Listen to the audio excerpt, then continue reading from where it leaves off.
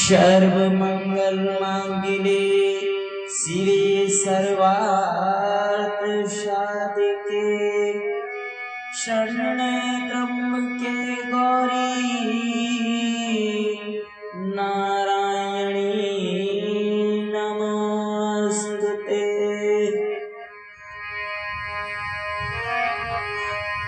कृष्णाय वासुदेवाय हरे परमात्मने प्रणतत्यः क्लेशनाशाय गोविन्दाय नमो नमः।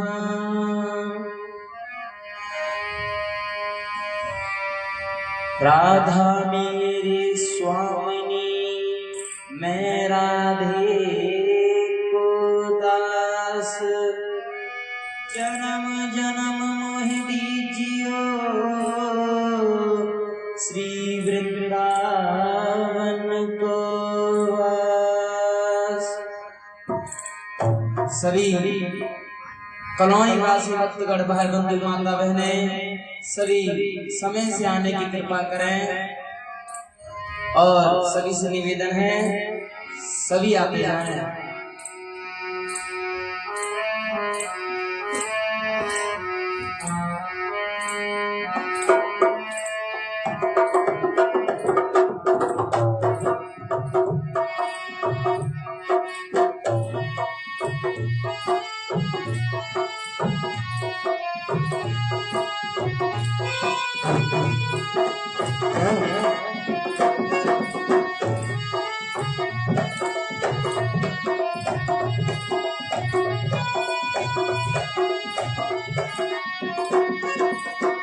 सभी भगवान के मंगल में सभी आए। पकड़ लो हाथ बटवारी नहीं तो डूब जाएंगे। पकड़ लो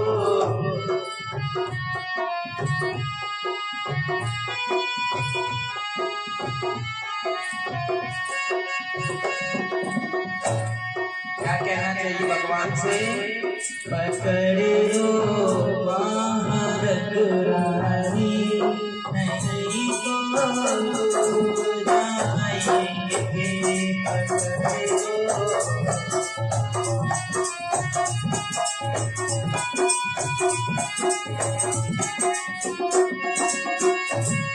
पकड़ लो बाहर दुरारी नहीं तो डूब जाएंगे। पकड़ लो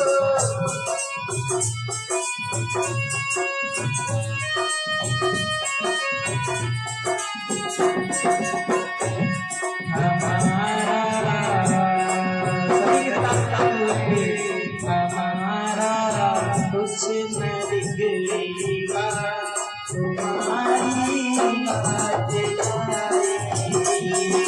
हमारा कुछ न बिगड़ेगा तुम्हारी बात जाएगी।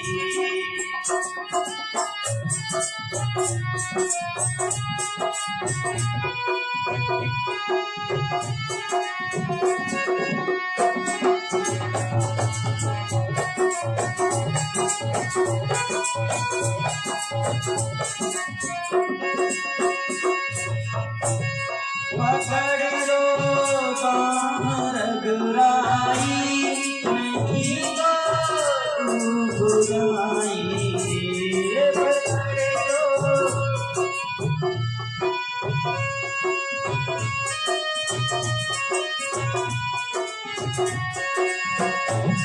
हमारा कुछ न बिगड़ेगा तुम्हारी याद जाएगी।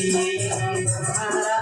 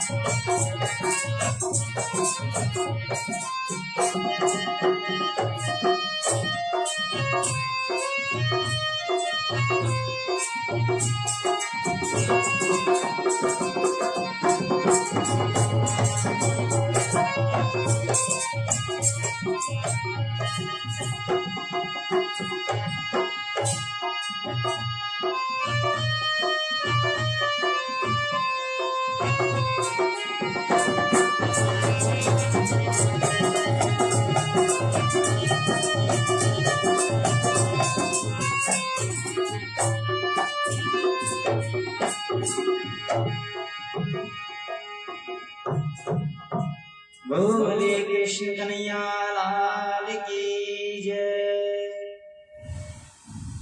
परम मंगल में श्रीमद् भागवत स्वरूप सभी भक्तों के ऊपर कृपा बनाए रखे और सभी से निवेदन है सभी समय से आने की कृपा करें। और आज आप श्रवण करेंगे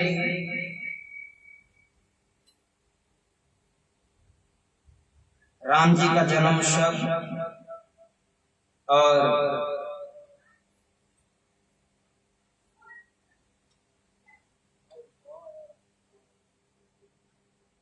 कल आपने श्रवण किया मन मंत्रों के बारे में और 28 प्रकार के नरक होते इसके बारे में आपने श्रवण किया। ये हमारे भारत का नाम भारत कैसे पड़ा है इसके बारे में आपने जाना। पर आप जानेंगे आज भगवान राम जी का जन्म कैसे हुआ और जो हमारी नगरी है वो किस तरीके से होनी चाहिए।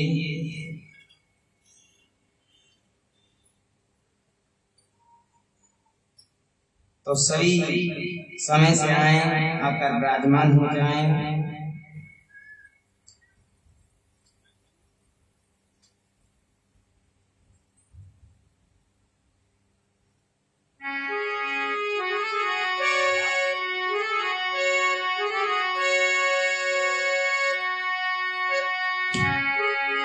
चलिए राधा रानी से प्रार्थना करते हैं कि हम सभी को कृपा बनाए रखे हैं। शिला दरबार में राधा रानी के दुख दर्द मिटाए जाते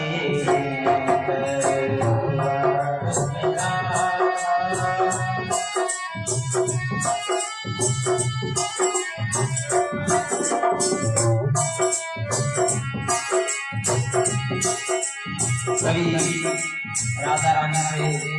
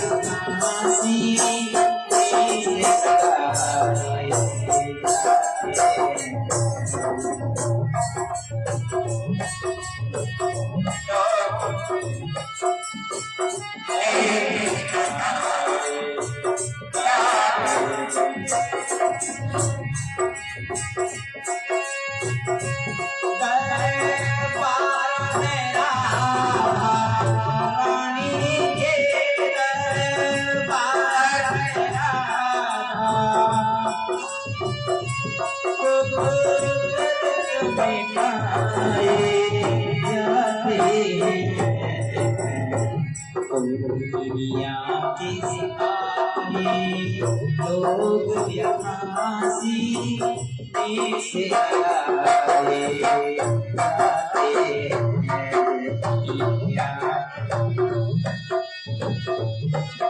यहाँ से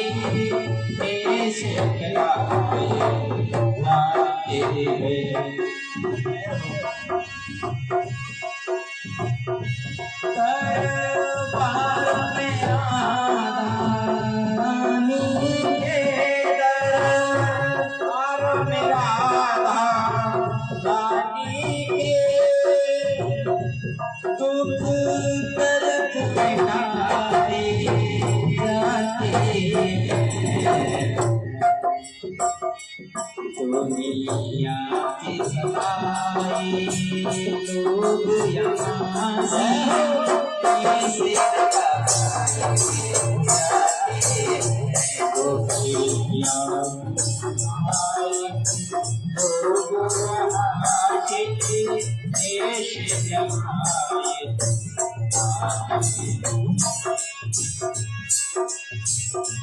और क्या कहते हैं लोग ये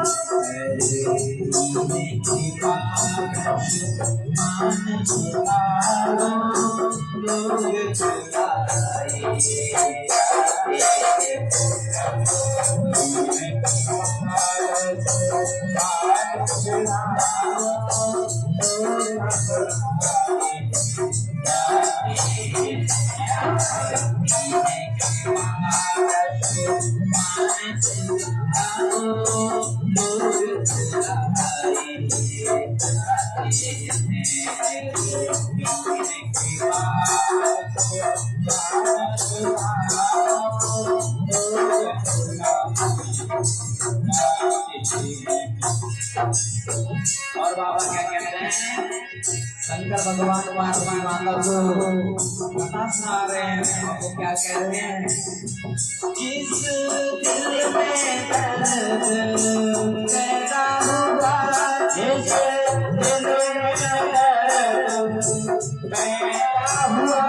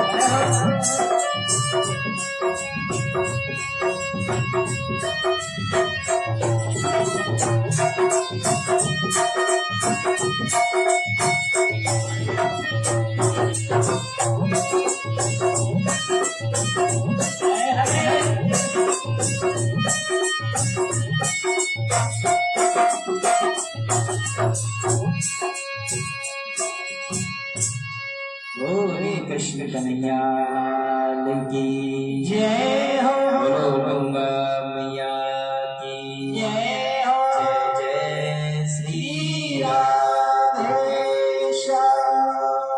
नमः पार्वती पते हर हर महादेव।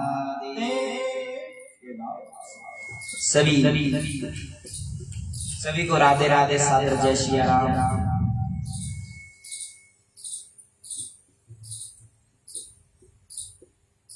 आपके इस पावन कॉलोनी में आज भगवान की चर्चा का चौथा दिवस है, जिसमें श्री मैत्रेय जी महाराज श्री विदुर जी को कथा सुना रहे हैं और नीलगिरी पर्वत पे काकभूषण जी महाराज गरुड़ जी को कथा सुना रहे हैं और सुप्रताप में श्री सुखदेव जी महाराज श्री परीक्षित महाराज को कथा सुना रहे हैं।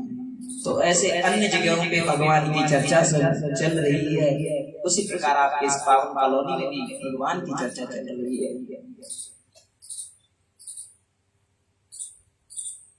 एक सेठ जी थे, उन्होंने पूछा कि बाबा से, बाबा कि भगवान का भजन करने से क्या होता है? लोग बहुत सारे लोग हैं जो दिन रात भजन करते हैं और खूब पूजा पाठ करते हैं, तब भी वो दुखी रहते हैं, ऐसा क्यों? बाबा बोले, बेटा आज आप कोई पेड़ लगाओ, उसका फल कब मिलेगा? जब वो बड़ा हो जाएगा तब मिलेगा। तो हमने जो कर्म किए हैं, जैसे कि हमने अगर बुरा किया है किसी के साथ, तो अभी हमारे साथ बुरा टाइम चल रहा है, और अच्छा किया है तो हमारे साथ अच्छा टाइम चल रहा है। तो कहने का मतलब बाबा समझाते हैं कि आपने जो बोया है वो आप पा रहे हैं, अब आप भी कर रहे हैं, यानी कि आप बो रहे हैं, यानी कि जो बीज लगा रहे हैं सुख का फल लगा रहे हैं। आपने पहले क्या लगाया था वो तो आपको याद नहीं है, लेकिन जो परमात्मा है उन्हें सब याद है, क्योंकि भगवान जन्म जन्मों का खाता अपने पास रखते हैं। हम लोगों का क्या कर्म हुआ होगा जो हमें भगवान की चर्चा सुनने का सुनहरा अवसर मिल रहा है, क्योंकि हरि की कृपा ऐसे नहीं सुन लेते, क्योंकि जब तक हमारे बहुत सारे पुण्य इकट्ठे ना हो जाएं तब तक भगवान की चर्चा नहीं सुन पाते। आपको कि जो हमारे आसपास के लोग आते हैं, देखिए भगवान की कृपा सब जगह है, और जो समझ रहे हैं वो आ रहे हैं, और नहीं समझ रहे वो आराम कर रहे हैं। जैसे हर जगह बारिश होती है, किसी को अपना काम करना है तो भैया छाता या कुछ ना कुछ व्यवस्था करके अपने जाएगा, और जिसको जाना ही नहीं है वो क्या, और बारिश से पानी भर जाए, क्या चलता है। तो एक बाबा से बोलता है कि बाबा आप मुझे आज भगवान दिखा दो। बाबा बोलते हैं कि बेटा भगवान दिखाने वाली चीज थोड़ी है, वो तो आनंद सुख राशि है, उन्हें तो सिर्फ महसूस किया जा सकता है, उन्हें समझा जा सकता है। नहीं बाबा, बहुत सारे लोग कहते हैं कि मुझ में भी भगवान है, हम सब में भी भगवान है, तो आज आप भगवान दिखा दो। जो मूर्ख लोग होते हैं वो ऐसा प्रश्न कर लेते हैं, लेकिन कोई बाबा होते हैं जो गुस्सा को पी जाते हैं, लेकिन कोई होते हैं दरबार ऋषि जैसे महाराज क्रोधी टाइप के, जो चेला में एक रख के दिया, चेला के गाल लाल पड़ गया, तो चेला बोला बाबा आपने मुझे मारा, मेरे दर्द हो रहा है। बाबा कह रहे बेटा कहाँ हो रहा है दर्द, ये देखो आपने मुझे मारा है। नहीं बेटा तुझे दर्द नहीं हो रहा है। अरे हो रहा है। बाबा बोले कि आज तू मुझे दर्द दिखा दे, मैं तुझे आज ही भगवान दिखा दूंगा। मैं कैसे दिखा सकता हूँ, दर्द मुझे हो रहा है, मुझे आपने रख के दिया है, देखो मेरे गाल पे 5 उंगलियों के निशान है, ये देखो दर्द हो रहा है। बाबा कह रहा मुझे ना दिख रहा बेटा। चेले के समझ में आता है कि बाबा कहना चाहते हैं कि जैसे मैं अपना दर्द नहीं दिखा सकता, वैसे ही उसी प्रकार वो भगवान को नहीं दिखा सकते। तो चलिए मिलकर भगवान का ध्यान करते हैं। सच्चिदानंद रूपाय विश्वोपत्याहि कवे तापत्रय विनाशाय श्री कृष्णाय नमः। बोलिए कृष्ण कन्हैया लाल की जय। एक बार पार्वती माता सती माता कैलाश पर बैठकर भगवान का ध्यान कर रहे थे। तभी नारद जी आते हैं, उनसे पूछ लेते हैं कि जो भोले बाबा हैं उनके गले में जो मुंडों की माला है वो किसकी है। सती माता बोली कि ये तो हमने आज तक नहीं पूछा है, क्योंकि उन्हीं के साथ रहते हैं तो कभी ऐसा भाव आया नहीं पूछने का। और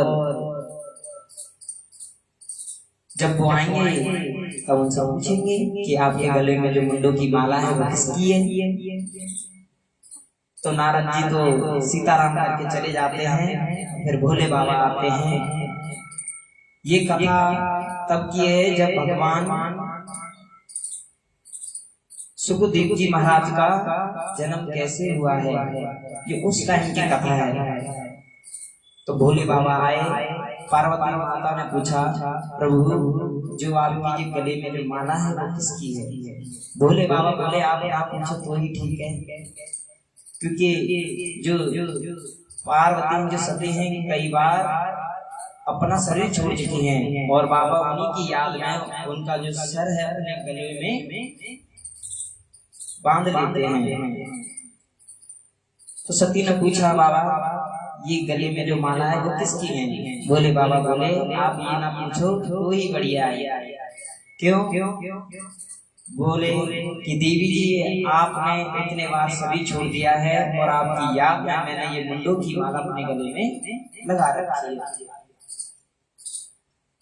तो पार्वती बोले, सती जी बोली कि बाबा हम इतने बार मर चुके हैं। हाँ और आप? हम एक बार भी नहीं। क्यों? बोले बाबा क्योंकि हमने अमर कथा सुन रखी है। अमर कथा सुनने से मरते नहीं है। बोले बाबा बिल्कुल नहीं मरते। तो सती माता बोली कि हमें अमर कथा सुननी है, हमें अपने जीवन मरण से मुक्ति पानी है।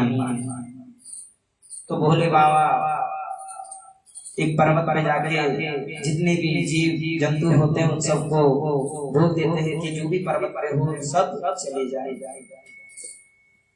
लेकिन जो तोते का अंडा होता है वो उधर ही रखा होता है वृक्ष के पीछे।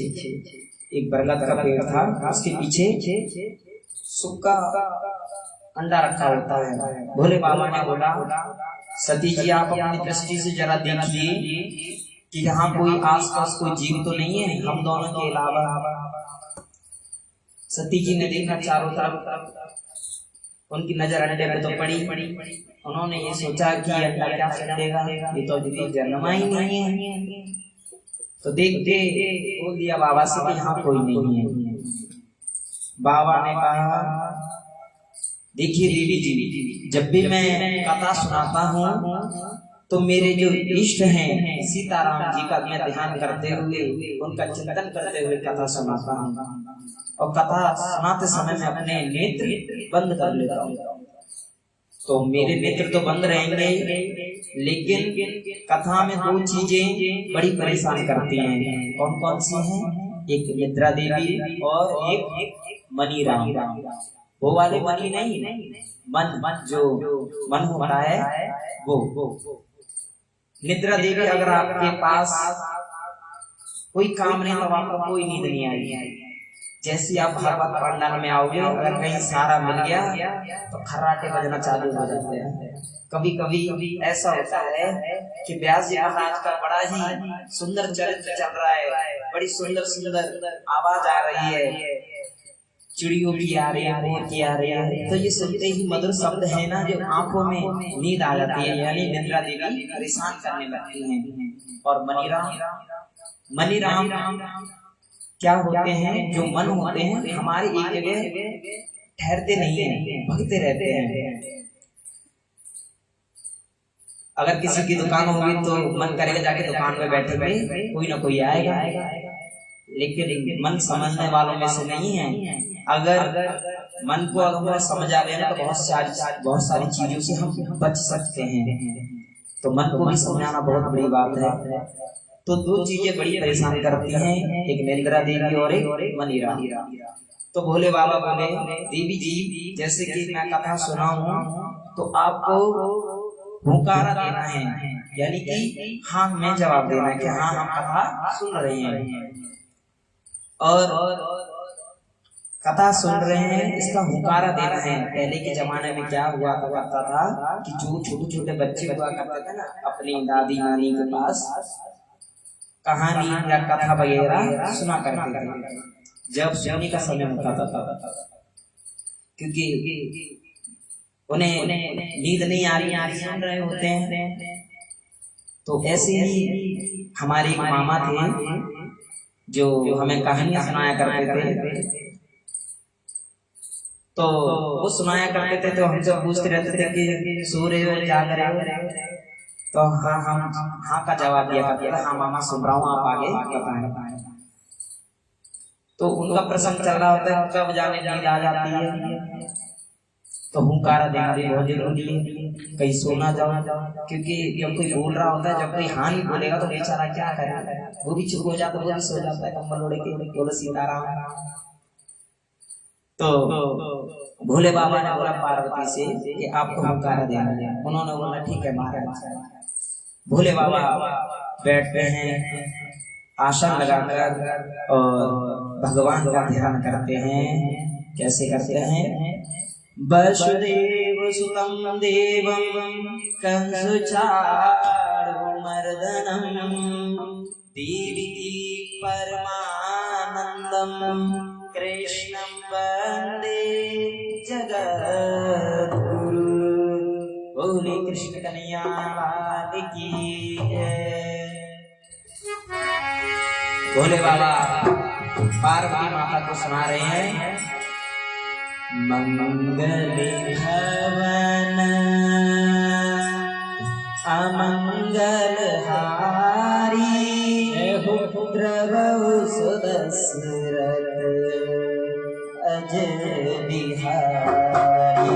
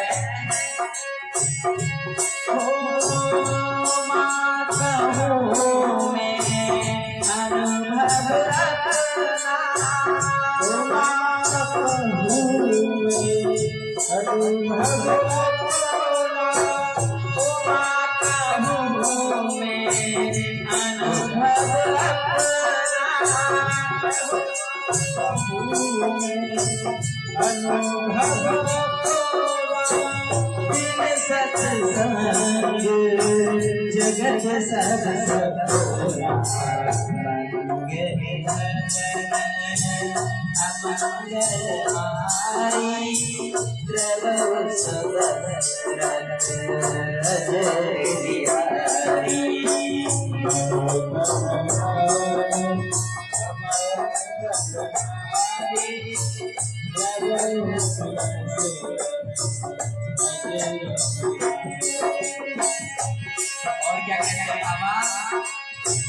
देवी जब हिरण्याक्ष अपने बेटे को मारने के लिए जा रहा है तो पूछा है कि कहाँ है तेरा भगवान।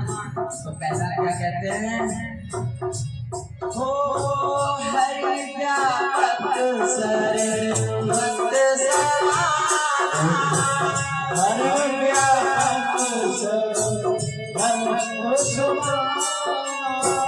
हरि व्यापक सर्वत्र समाना,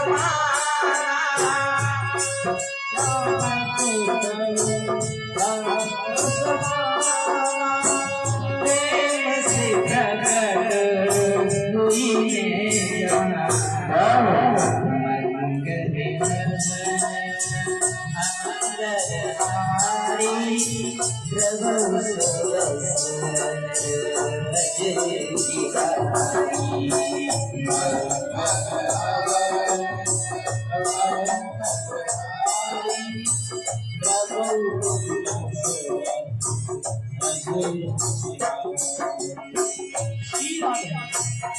जब राम जी का वनवास हो जाता है तो भोले बाबा क्या बताते हैं, हो रघुकुल रीत सदा चली आई, रघुकुल रीत सदा चली आई, रघुकुल रीत सदा चली आई, रघुकुल रीत सदा चली आई, प्राण चले पर बचन न गाई, मंगल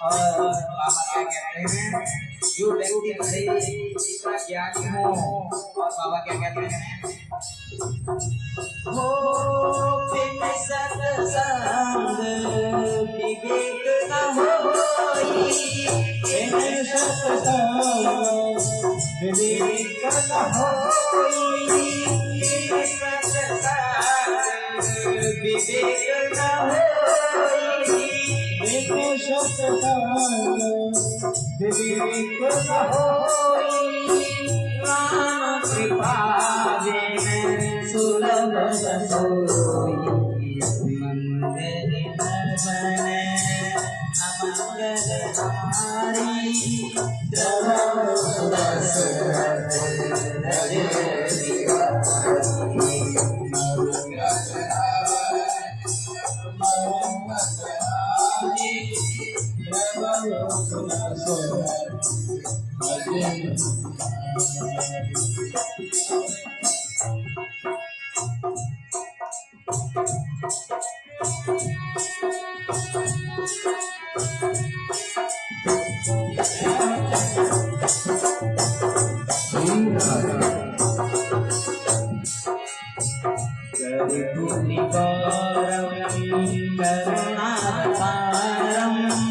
संसार भुजगे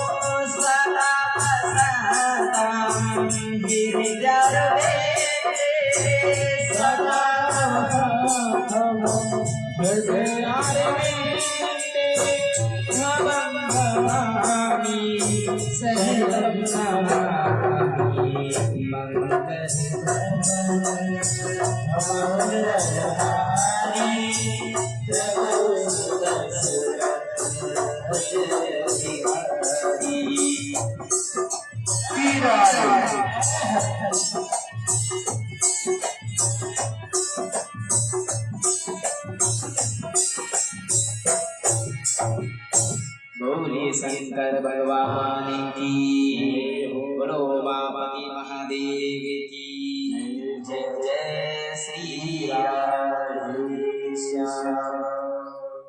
जैसे भोले बाबा प्रसंग सुना रहे थे तो पार्वती माता सती माता को नींद आ जाती है। अब जब कथा ब्राह्मण हो जाती है तो भोले बाबा बोले, देवी जी आप हो गए अमर। तो उनके देखा, आंखें खोलते हुए देख रही हैं पार्वती बाबा को कि कथा विराम हो गई। भोले बाबा बोले हाँ हो गई। तो हम तो बीच में सो गए थे। भोले बाबा बोले अगर आप बीच में सो गए थे तो हुंकारा कौन दे रहा है? तो देखा पीछे एक तोता, जो सुख का तोता जैसे मैंने बताया है कि वो पीछे बैठा था, पिंजरे में से निकल आया। तो तोतों के अंदर एक ऐसी चीज होती है कि वो आप जो शब्द बोलोगे ना वो बोलना ही सीख जाते हैं। अगर आप बोलेंगे राम तो राम बोलेगा। तो तोता ने हुंकारा सीख लिया और पीछे बैठे बैठे हुंकारा दे रहा। तो भोले बाबा का क्रोध आ जाता है। वैसे तो भोले बाबा क्रोध नहीं करते हैं, लेकिन क्रोध इस बात का आता है कि जो उनकी कथाएं हैं भले वो सामने आपको सुन ले तो कोई पाप नहीं, कोई गलत बात नहीं, लेकिन पीछे से सुनिए यानी पीठ दिखाते। तो भोले बाबा का क्रोध आ जाता है। तो भोले बाबा अपना त्रिशूल लेके आज उस सुख को मारने के लिए दौड़। सुख बेचारा वेद मंत्रों से सीखा हुआ जवान हो गया और उड़ना भी सीख गया। उड़ते उड़ते भाग रहा। श्री वेद व्यास जी महाराज की कुटिया वहीं पास में थी। तो उनकी जो पत्नी है वो जमाई लेने की, जैसे हम सो के उठते ना उपासी लेते हैं, वैसे जमाई कहते हैं। बहुत सारे लोग हैं ना, हमें नींद आ रही है ऐसे बोलते हैं। तो जमाई ले रही थी, तो जो सुख है दिव्य ज्योति बनकर उनके घर में चला जाता है। श्री वेद व्यास जी महाराज बाहर ही मिलते हैं और भोले बाबा के दर्शन करके बोलते हैं, आज भोले बाबा हमारे यहाँ पधारे। वो भोले बाबा क्रोध में कह रहे थे, हट जाओ मेरे सामने से, आज उस कृष्ण को मैं छोड़ूंगा नहीं। बताओ। वेद व्यास जी बोले, महाराज ऐसा क्या हो गया? फिर उन्हें बताया कि ऐसे ऐसे सुख है जो मेरी कथा सुन के भाग आए, आज उसे मैं जिंदा नहीं छोड़ूंगा। तो श्री वेद व्यास जी महाराज कहते हैं कि महाराज मेरी पत्नी आराम कर रही है, अंदर कोई भी नहीं है। भोले बाबा कहते हैं कि अच्छा, दुष्ट व्यक्ति तो पक गया है, यानी छुप गया है, मैं इधर ही बैठा हूँ, जब तक बाहर नहीं निकलेगा तब तक मैं यहाँ से नहीं जाऊंगा। कभी बताते ना श्री सुखदेव जी महाराज 12 वर्ष का गर्भ में रहे, तो इसी वजह से रहते कि भोले बाबा अपना चिंता लेकर बैठे हुए थे। बोलो श्री सुखदेव जी महाराज की, बोलो शंकर भगवान की। तो हमारी नगरी कैसी होनी चाहिए? प्रश्न ये चल रहा था कि नगरी कैसी होनी चाहिए। आजकल जो कहते हैं कि महाराज हमारा घर अयोध्या जैसा हो, हमारी नगरी द्वारका जैसी हो, अयोध्या जैसी हो, और महाराज जी आते हैं। चलिए सभी हो जाए, सभी स्वागत करेंगे और सभी अपने स्थान पर खड़े हो जाएं। जय हो। लगन तुमसे लगा बैठे, जो होगा देखा जाएगा। जय हो।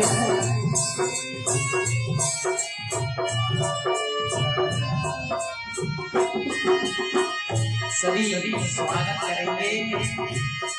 लगन तुमसे लगा बैठे, जो होगा देखा जाएगा। लगन तुमसे लगा बैठे, जो होगा देखा जाएगा।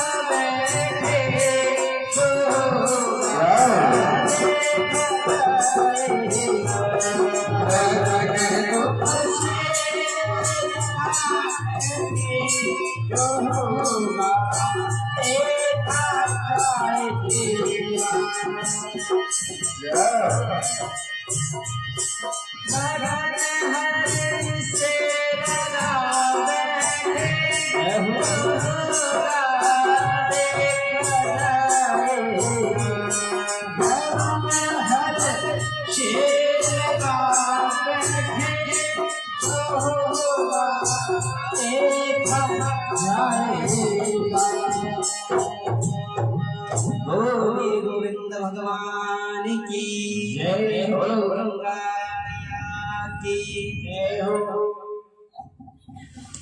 राधे राधे, श्री राधे।